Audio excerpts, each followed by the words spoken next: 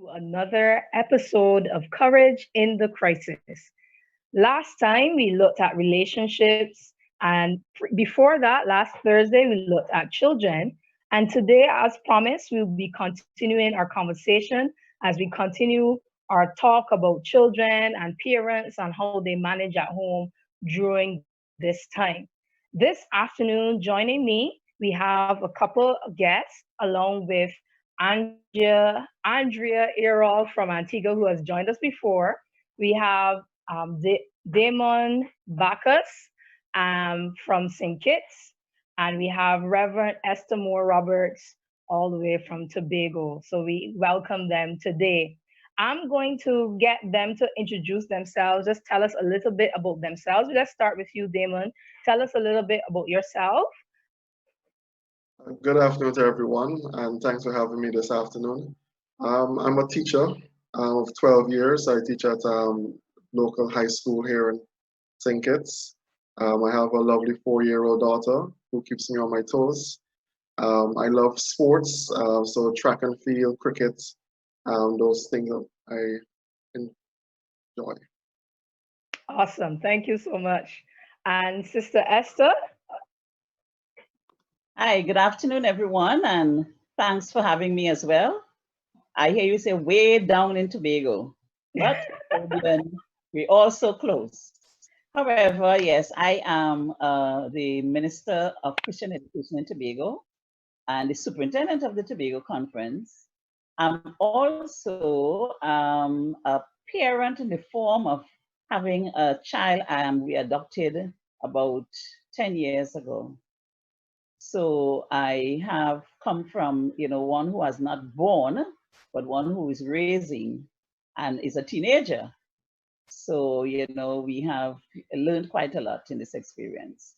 But it is really a good thing to be here this afternoon.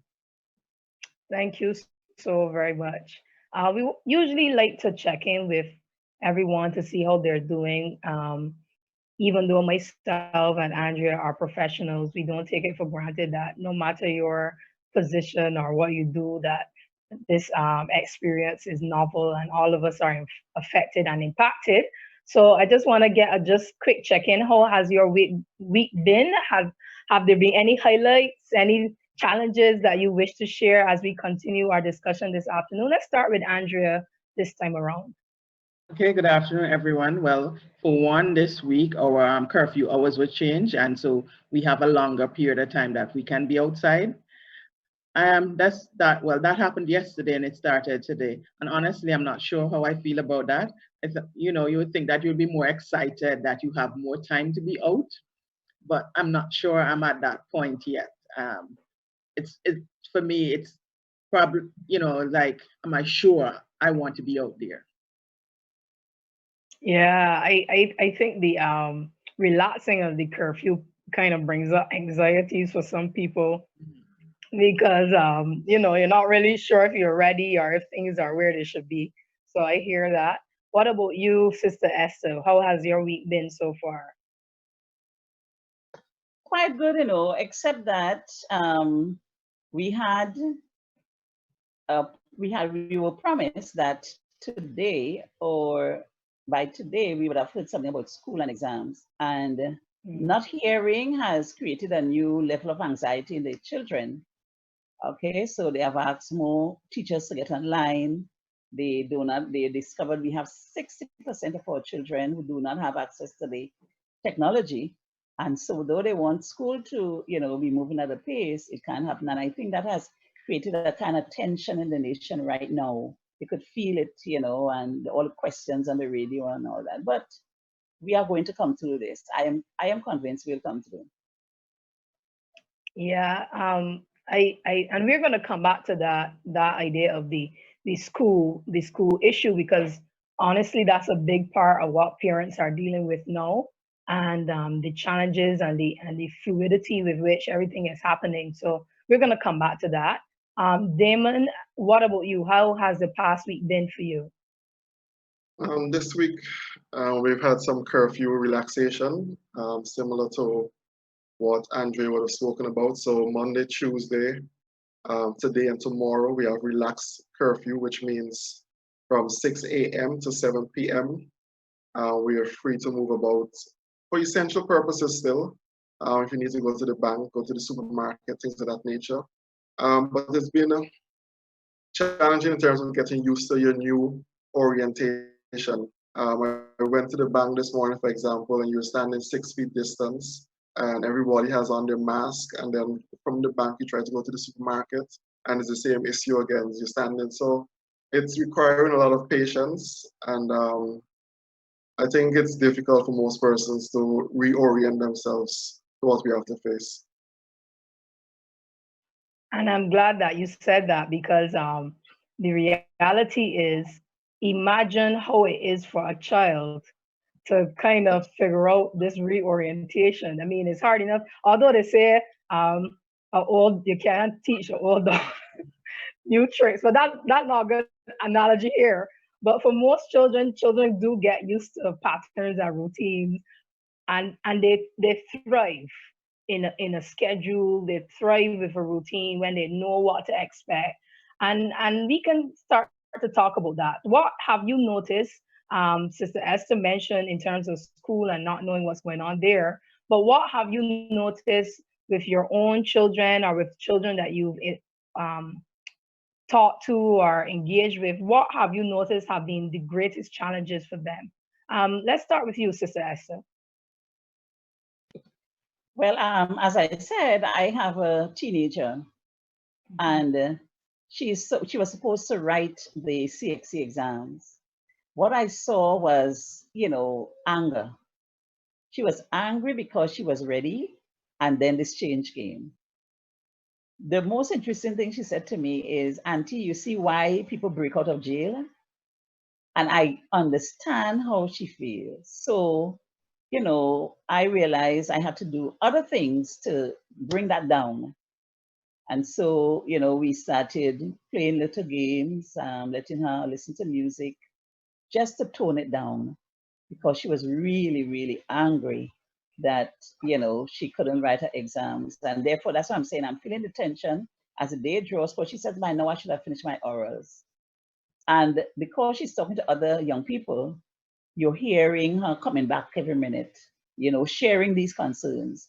This one said this one said that. Do you think it's so? So there's really, really a lot of pressure on the young people, the children especially. Yeah. Yeah.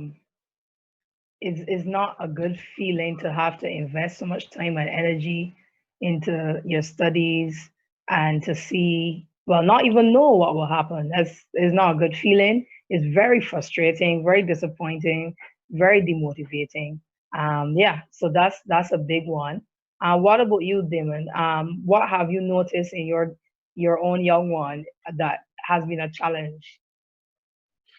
I think the number one issue is getting bored. Daddy, I'm bored. So my daughter is 4 years old, hyperactive, full of energy, and so she wants to keep doing stuff, keep doing stuff. So myself and her mom, we're constantly engaged throughout the day, even when we at certain points of the day would want a 5 minutes or a 10-minute break, she's going. So the routine does help. I know that it sounds cliche when you say make sure that the child has a routine, but it does help. And when she takes her nap at 1 o'clock, we get to take a deep breath and get ready for the action again when she wakes up. In terms of the teenagers, because I do teach at a high school, as Sister Moore would have stated, that they're worried. They're unsure of what is going to take place. Some of them are relieved based on what CXC is saying in terms of just having multiple choice exam and SBA marks in order to be graded. So some of them are relieved in that aspect, but a number of them would have been preparing for 5 years if you want to go back to primary school. We know in the Caribbean that we hold CXC as the end all. If you don't pass CXC, life doesn't go on basically. So there's that pressure, there's that expectation, and now that they're left in a zone where they're not sure what's going to happen. And so I'm sure they're feeling anxious as well. Yeah. a lot is happening, and it's really difficult for us to deal with change. A lot of children talk about not being around their friends and dealing with the new structure of online learning, which is a whole different animal in and of itself. But you brought up something really interesting there, and I think it's a good segue to the fact that when your children have challenges, parents are going to have additional challenges, and trying to navigate that, like just what you just said, your 4-year-old at home all day, with you're limited in your activities, you're limited in a lot of things, and you still have to figure out how to keep the child, I don't want to say entertained, but engaged. And yeah, what else besides that, if anything else, has been a real big challenge for you? Because I imagine at the end of the day you're exhausted, Damon. I will say that Nyla, even though she's full of energy, she's very understanding as well. That is rare in a 4-year-old per se. So she understands the situation that we're in. She understands that we're in a lockdown. You try to explain to them simple words, language that they can understand and comprehend. And so she understands that yes, we can go here, we can go there. And so what she's begun to do is build a list of things that she wants to do, and we can leave the house. So she wants to go to the movies, she wants to go to the park, Daddy will go to the beach, and so forth. So it is important to have hope, to make sure that you engage children in hope, let them look to the future, let them look forward to activities that they are accustomed to, and that this particular situation, we're not going to be in it forever. So we do have to be a bit patient, and that's why I tell her you have to be patient. But when we do get a chance to go out, yes, we will engage in these things that you like. Yeah, that's phenomenal. Just having her to sit down and independently come up with her own ideas and things she would do. That's great. Sister Esther, what about you? What have you noticed, not only yourself but other parents facing in terms of challenges? The number of questions. How do you answer all the questions honestly and not, behave as if, well, you have the answer to all that's going on. A lot of parents say, these children are now asking them many, many more questions and expecting an answer. As parents, we have to say to them, listen, just be truthful. We don't know when it will end, but we trust it will end. It has to end sometime. Questions, of why this should happen in our year, why this should happen, all the way down here. And they don't want to listen to the news. I mean, parents are saying, I say to them, let's listen to the news and hear what new they're coming up with. But no, they prefer you to give them an answer that says, listen, they have found the vaccine, or there's some cure. They don't want to hear the news, and they can understand that because it's very depressing. The news that you hear every day, you hear is death, death, death. So many parents are struggling with how do we answer the questions truthfully and still give them the hope that we are coming out of this soon. It won't be forever. As Brother Bakker says, patience, wait. You see, one of the things that set persons my age at an advantage is because we also experienced state of emergencies before, and coup and all those kinds of negatives in a society, and know that we came through. So I was able to use, and I guess others who talk with me, we say use the experience we had and let them know we did fun things. We went in the backyard and we made a pot, cooked something outside, and that would be fun because they didn't stop you from going in your yard, they stopped you from leaving. So, we try to say, be creative. And I think many parents are considering a little more creative activity to answer, to take away the humdrum of all the questions that have no answers yet, no answers that they would like to hear yet. And that is one of the things, as parents, we really have to do to deal with the attacks coming at us from the young trend. Why this happening to you? Or why this happening to the church? Why this happening to this? We're praying all the time, and many questions. Yeah, it's something very interesting because, especially if you have a precocious child or an inquisitive child or a very intelligent child, you're going to get lots more questions than you're used to on a day-to-day basis. Yeah. And then you're in this environment anyway. So even in a normal environment, you might have a child that likes to engage in conversation and discussion. And then you throw this into the mix and it becomes a whole different thing. And then at any point in the day, whether you're prepared for a question or not, you can get a question, which shows us that, most parents generally have to have on their parent hat all the time, and that could be a bit much if you have to be always engaged in your parent hat all the time. It can become a bit overwhelming because there are times that you want to like feel like yourself and not have to feel a bunch of questions like you're a prime minister in a press conference. And there are times that you don't want to be thinking about what the next activity going to be or what the next meal will look like. Or, there are times you want to take off your parent hat, but unfortunately, we are in a situation where a lot of parents don't have the luxury of doing that. Any thoughts on that, Andrea, as we kind of try to navigate some of these challenges? Okay, well, it's they are home and they are going to ask a lot of questions. And yes, I want to reinforce that you don't have all the answers, and it's important to let them know that too. And really work with your experience. And as Sister Esther said, be creative, find other things that you can do together. But you can also establish some me time. You know, this is the time.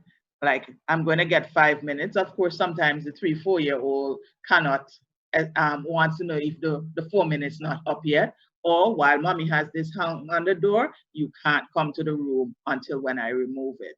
And you also can practice them with independent play. This is the time you have to play by yourself until the alarm goes off. You start with 4 minutes, 5 minutes, and then you move it up 6, 7 until you can get a 10 minutes probably, where they can play independently, because it can be a lot. They're inside for the most part, and you are their company, and especially the smaller ones at times. At times, the smaller ones, they can be manipulative too. I know a 4-year-old who is saying to his mommy that, well, I don't have a brother and a sister, and I can't go to school. So how am you're going to leave me to play by myself? And so that is his way to ensure that the parents are always attentive. So we have to be mindful of that too. Yeah, good points as well. We recognize though that everyone's situation isn't straightforward. We recognize that there are some challenges that some parents and children would have had before this crisis.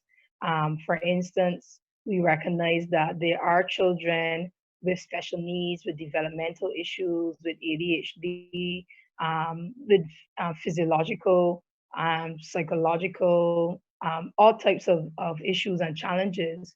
And I can imagine that the parents of those children would have a particular difficult time trying to navigate these waters that we're in. Any tips that you would share, Sister Esther, for children with parents of children with these type of needs? Right off my head, the thing is, we need to, one, accept that your child needs you. You are there to comfort. And so, regardless of the condition of a child, challenged or what we may call normal, we need to be present with them. Now, art, I think art is an excellent way, because a number of children are comforted by creating what is on the inside. If they're worried or anxious or angry, art is one of the things, you can indulge them more into. Well, smaller ones, Play-Doh, making things and getting excited about what they make. Giving them little projects. Let us, build a little trap for some little bird, or, that sort of thing. We have to, as I say, be creative So that art is one of those ways. Now, thank God for video conferencing, and thank God that you can call someone else who has a child with a similar condition, because these days there are all kinds of organizations where persons of similar needs can meet together and they interface and see a friend or see someone who they are familiar with, because they may have been going to school or going to a particular special needs program. And now that they're at home, they would be missing those persons. So we need, if you're able, because that's the next challenge, as I said, not all parents or all homes have the facilities to utilize in helping to bridge this gap with the absence of a teacher or absence of a friend. But if you're able, we need to utilize that so as to bring, the closeness to someone that they know. Say hi, wave, say hi to the teacher and that sort of thing. What we find is that our teachers here, though, are being very proactive in, they are the ones calling the home. How is so-and-so? And so that's what I'm saying. The fact that you could video call, they see teacher and they share. But if the absence of a teacher, we, the parents, have to become friend, teacher, nurse, playmate, everything. And we have to find, well, as I say, we have to become a child again and play with them. Well, I think most persons who have special needs children were taught or have been exposed. How do you do that with, special needs children? And so I hope we'll continue to be creative.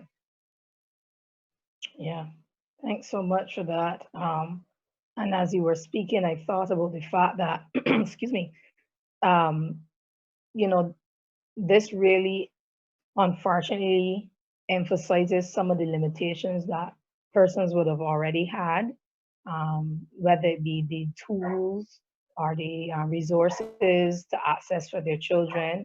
And not having those tools and resources, not being able to meet your children's needs as usual can be really frustrating for parents. Thankfully, as you said, you know, there if you have the means, you can tap into like the teacher or the helper or whoever was assisting the child before, hopefully have a means of communicating with them, because oftentimes children with special needs, they really need that routine of seeing the same faces, of have doing the same things, and trying to implement that type of routine into the home as much as you are able is really positive. I can give an example of a friend of mine who's a teacher. One of her students had a really big anxiety problem, and it was only through, in the last term or so, she was kind of getting better and better. But since this thing started and she was at home, she kind of, her progression went right back down. So the teacher had to kind of get into the routine of every day or two, just have a short chat with her, kind of engage her again. Yeah, because she had gotten used to the teacher's face, she had gotten used to her classmates' face, and that was helping her with her anxiety. So sometimes we kind of, as you said, have to get a little creative with how we address some of these issues. Andrea and Damon, I'm going to bring up another topic here, because one of the biggest worries and concerns for a lot of children, a lot of parents are, hey, my child before would be at school now, and the school would have been providing nourishment, providing food. Here in Barbados, for instance, we have a school meals um, service. So really, at the primary and secondary level, that all children pay. Even I don't ever think, if you can't pay, you don't pay. But those that can pay a nominal fee, like $1 a week, and they get out like a cooked meal, rice and potato and a fruit and all sort of stuff. So, a lot of parents are missing that right now. What can we say to those parents? We're going to start with you, Andrea, and then we're going to go to you, Damon, especially since you teach in the school. What can we say to them as they try to deal with that? Okay, I think what is happening in most territories presently, there's some sort of feeding program that is going on. I know in Antigua and Barbuda, being cognizant of the persons who rely on the school meal, there's a sort of continuation of that program, and the government has also provided some other things. There are church groups and other groups that are providing. So parents, they need to reach out. Somebody else that you trust. You speak directly to members of the church, or even if you need assistance, you reach out, and there's several hotlines here locally. So I would encourage parents to reach out as best as possible so that they can get supplies. And there's also the parent who was working, didn't have those issues, but now the single parent who is not working anymore, or even in the two-family household, both parents are laid off. In Antigua and Barbuda, tourism is our main industry. All of this, that industry has, it's basically closed. So it's important that people reach out. And another part of it too is that based on what you have, the limited food stuff that you might have, it's also important, because one of the issues that keeps coming about is that children are eating the parents. They're just eating, and some persons are saying that they're like termites now. They eat. I never knew my child ate this much, and that sort of thing. And this is also an opportunity to teach them some responsibility. I would even want to suggest sometimes for the younger one, you pack their lunch bag, you fill their water bottles, you give them their juice, and this is what it is for the day. And you can't eat 3 hot dogs, but you have to get 1.5 each, because we need to be responsible. So persons need to reach out, but we also need to teach the children some level of responsibility where necessary. And I want to add to, sometimes they're not necessarily hungry, they're bored. So then maybe you need to assess the situation and determine what is actually happening before you feed them every time they make a request. I think Damon? Andrea would have hit the nail on the head, so to speak, in terms of persons must be willing to reach out and to let somebody know, whether it's your pastor or somebody in the community who you trust. Let them know that you're having difficulties. It's a crisis, and we must understand that even if you were able to make ends meet prior to this, given the circumstances, that might not be. I know a lot of persons would have pride. You don't necessarily want everybody to know your business. And so it's important for you to reach out to persons that you trust. I must say that the NGOs have been doing a very good job in St. Kitts as well, in terms of creating a hot meals program where they try to provide meals for those who are vulnerable. But it's also a good opportunity for us to be our neighbor's keeper. We, for the most part, know persons within our church community or within our community itself who might not have it all, so to speak. So don't just necessarily wait for them to reach out to you, but you can call and check up and say, how is everything with you? Do you have everything you need for this week? And things of that nature. I think that will go a long way in getting persons to open up to you and say, okay, I really need a pound of sugar. I really need 2 tins of milk, or whatever the case might be. So don't just wait for persons to reach out, but person that you are aware of within your church community, within the wider community, who might not necessarily have it, you reach out to them and get them to open up to you.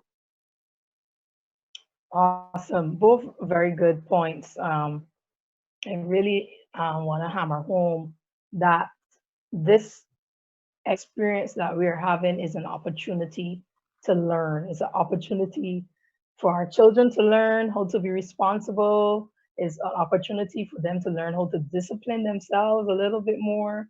It's an opportunity for some of us to learn how to ask for help. It's an opportunity for some of us to learn to be more compassionate and kind and be proactive. So it really is a really good opportunity for many of us to kind of use some of the muscles that we don't get a chance to use often, or we're not in the habit of using, and to really engage ourselves in different ways and to stretch ourselves. I said we'll come back to school. I know schooling right now is a big issue in all the territories. I have had we talked earlier about the challenges in terms of children being even able to access some of the platforms and the Google Classroom and et cetera, and some of that being a challenge as well. But when we talk to parents, I have a client, and she is a teacher, and her teaching her child has been so challenging, and she's a teacher, so she's already skilled. Let's like when I talked to her, I thought about wow, what about all the parents who have no skills or no training in teaching, and they are being forced, for lack of a better word, to wear this teacher hat. Can we talk to that? Let's start with you, Sister Esther. What are your thoughts on that? Yes, that is a great challenge.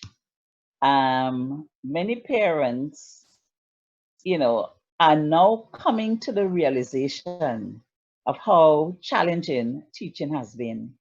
When this thing first started, persons were saying, please, whose child is that? It cannot be my child. This is not how children behave. I don't know what to do. And so that was a cry for help. Parents have difficulty putting on the different hats that a trained teacher has to put on a daily basis, not just with one child. But remember, we're dealing with numbers as well. In the home, you are not just dealing now with numbers alone, you're also dealing with different age groups.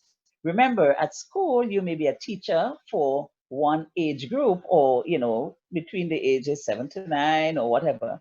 At home, if you have a family that has 4 children and they are different age groups, you are dealing with 4 different classes. So it has made being a parent at home and requiring to assist your children as a teacher, and for me, it has quadrupled in terms of the stress and the demand made on you.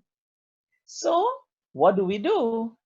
We may have to ask the bigger ones to help the little ones for a little bit, as we used to do long ago. The older ones help the younger ones, and we help the age group that we are most comfortable with. Or suggest to the little ones, you teach mommy or you teach daddy how you do this problem and make the child the teacher, so that the stress doesn't become you have to know it right. Because let me say one thing about children, because they are into their teachers, if you only do the process wrong, no, mommy, that's not how Miss said to do it.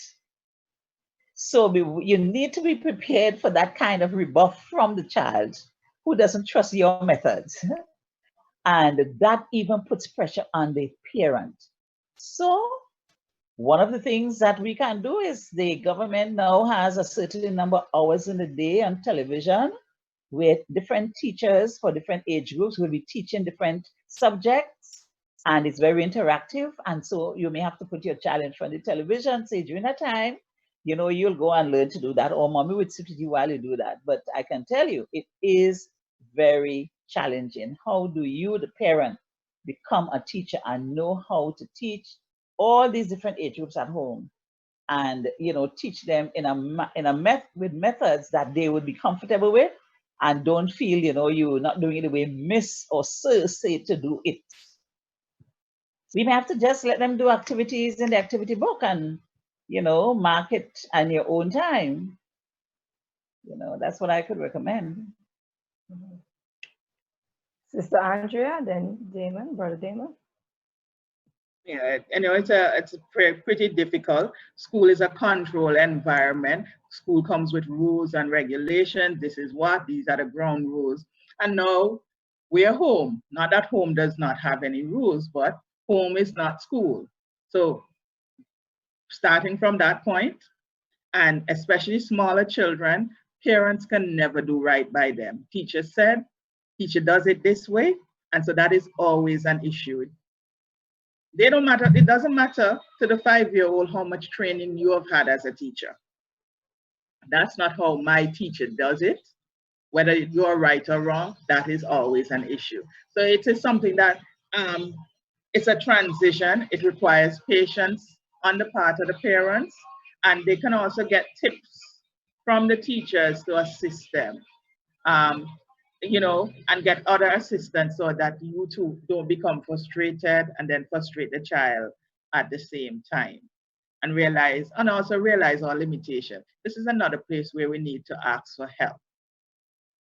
And it's not for you to try to replicate the school day or the teacher, or be honest with the children, yes, I can't do it like the teacher Esther, but let's see how we're going to do it. And as Sister Esther said, let them tell you how they're supposed to do it, and then you can work from there to ease some of the frustration. Yes, I would say first of all that I'm looking forward to Teachers Appreciation later this year. The value of teachers and so forth is coming to the forefront, and so we appreciate that. My advice would be is to revise content that has already been taught. The examples would be in the exercise books. What you can do as well is that once you want to revise that content, you can look within the textbooks for further further work that can be done. So teacher may have covered number 1 to 10 on that particular topic, but then you can extend it and say, okay, you understand the concept, you would have gotten 6 out of 10 correctly. I would like you to do the next 5. If you yourself cannot mark it, then of course, then is when you liaise with the teacher or the subject area. But that is one way to deal with it. When it comes to new content, that will be a lot more difficult. I know that throughout the islands, the various ministries are putting different things in place where teachers can reach out to the students. I would encourage parents to stay abreast with what is going on. And so if it is that there's a certain show every Tuesdays 4 to 5, you should be aware of that. Don't let it be that your child might have heard about it, but he or she is not interested, and so obviously they don't tune in. But you as a parent, this is the time where you need to be informed of what is going on around you or in your environment. We have a national briefing in St. Kitts every afternoon at 5. I try to encourage persons to listen to what we call legitimate sources. Get the information from the horse's mouth, so to speak. So when they bring you information on the education sector, what their plans are, you as a parent, you are aware of it, and then you can make contact with your school to find out, okay, what is going on. My son's teacher has not contacted me as yet, and so you can hold person a bit more responsible, but that is only if you are aware of what is going on. Awesome. Well, we are just about out of time. Time does fly fast on this on this chat, but I want to kind of encourage or engage our listeners a bit in terms of 2 main things. One, communication. How do they manage their communication with their children? What is important in terms of communication? And 2, time. How do they manage time? Because time is a big issue, a big challenge with us in terms of how time works. I just want you to just briefly, in terms of your takeaways for parents, how would you speak to those 2 areas, communication and time? Let's start with you, Brother Bacchus. I know you just, well, let's start with you. In terms of the communication, I think you have to be very mindful of your audience. When I say audience, who you're speaking to. You can't use necessarily the same language with a 4-year-old, 5-year-old that you would with a 12 or 16-year-old. They're very much aware that something is going on, and so do not keep information from them. Of course, you do not necessarily want to speak about the deaths and those sort of morbid figures or things of that nature, but they must be aware of what is going on, and that goes a long way. We take for granted sometimes that children are not digesting what it is that we are telling them.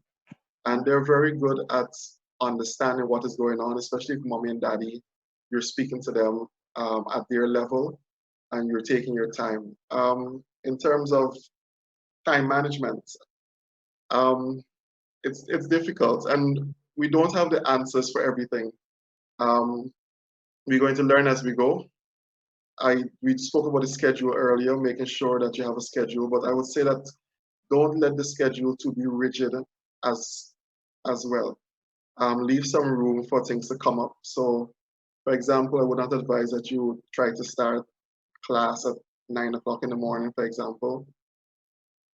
For what we do at home here is at from 10 o'clock, Nyla does some work. So she has, from the time she wakes up, to play a bit, and then we do some work. The work is done at that particular time because it allows mommy or daddy to cook while she's doing her work, and so food is ready in time for lunch. Um, Give them a nap as big as they are. We talk about me time, and so the me time is important for parents. So let them, even if they're 12, 13, let them go lie down in bed for half an hour, for an hour, and you recharge your batteries during that time. When they get up, you either give them some more work. We spoke about craft earlier. That's important. Don't let it all be about text, but the craft is important. And then finally, take them outside. If you have a yard space, as small as it is, even if you have a landing or veranda, some persons call it, take them out there, play some, they have the old time games that some of them might not know about. The other day we drew chalk on the pavement and we did the jumping jacks, I think it is. So introduce them to things that they might not be familiar with. And I think that is a good way of bonding with them, but also make sure that you mix up the activities. So you have the schoolwork, you have the craft, you have the downtime or the nap time, and then you have some yard time or where you go outside and just try to entertain each other. Awesome. Really good structure. Anything to add, Sister Esther, in terms of the takeaway for parents? Yes, in terms of communication, we need to remember as people of faith, we must communicate with them that God is watching, God cares. And so, in the whole management of time, we must make time to pray and let them hear you. Talking to God, let them also talk to God on their own behalf, telling Him or sharing with Him, how they feel and what they, want change. So, as people of faith, we must factor that in. You see, sometimes because we are in this kind of pandemic and the structures have not been as rigid, we will lapse in terms of getting up and saying our prayers because they would sleep longer. But I think we need to remember to factor in prayer within our day. Communicate to them that as mommy and as daddy, you are important. Yes, the things are happening out there, but we are concerned about you. So make time in your communication to listen to what their concerns are, what their fears are, what they would like to do.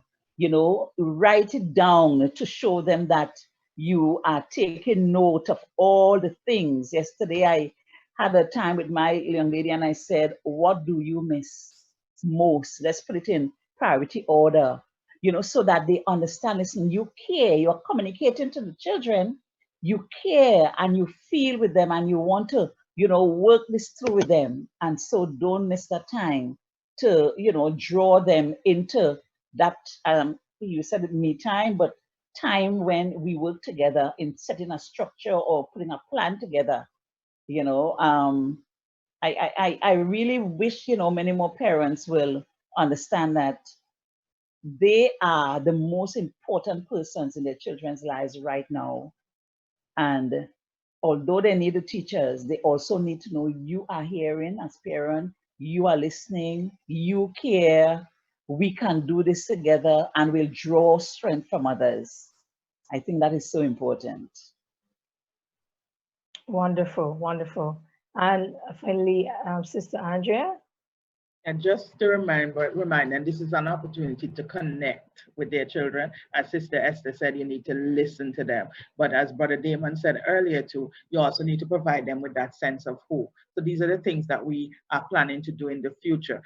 After COVID, things might still be different. We still have to have our social distancing and our hygiene practice. We still have to ramp them up. But even with that, these are some of the things, and we're going to enjoy things. We're going to do it a little different than we used to before, but we still can have fun with each other. Awesome. really good tips. If you need to, you might need to sit down and rewatch this and write down some notes because some really, really good tips came out of our conversation today. Just really practically, I just want to add that if you have the opportunity to create boundaries in your home, everyone doesn't have that, but if you can create a play space and a workspace, and if you can, and you have to transition your workspace to play, literally transition it because that helps kind of prime children and adults too. It primes adults into knowing, okay, now it's time to work, now it's time to play, now it's time to rest. You want to make sure you, so if you're if it's just the bedroom or just the bed, just transition that space by putting um and putting and removing things based on that. And also, I saw this tip online and I thought it was really interesting. Garner the assistance of grandparents and aunties and uncles and let them have little play dates, get those persons to come on the little WhatsApp chat or whatever and say, look, I need 15 minutes. Sit down and talk with this child, sit down and play with this child, read a story. Go, let's spend time we're gonna spend time with grandma or granny today, and you set up a play date or even with their friends, you can set up virtual play dates that gives them opportunity to socialize because one of the big things that we're missing is socializing with our external family and our social network. And we miss it and they miss it. So doing that play date thing or that little story time with granny or whoever is a good way to do that. So that's just a little tip. I want to thank our guests. I want to thank Sister Moore Roberts and Brother Bacchus, and of course, Sister Errol for joining us today.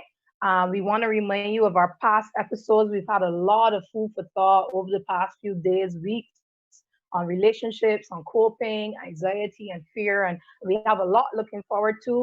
We're going to be doing a session just for persons who have chronic illnesses, who might be at risk. We recognize that those of us who have a greater risk factor might be dealing with anxiety and worry and concern. So we want to talk about that. We're going to be talking about working from home. That's going to be a big one as well. And any questions or any thoughts that you want to bring up, any comments you might have, leave them in the chats. If you want to connect with one of us, leave it in the chat and we'll reach out to you. And feel free to continue to use this resource.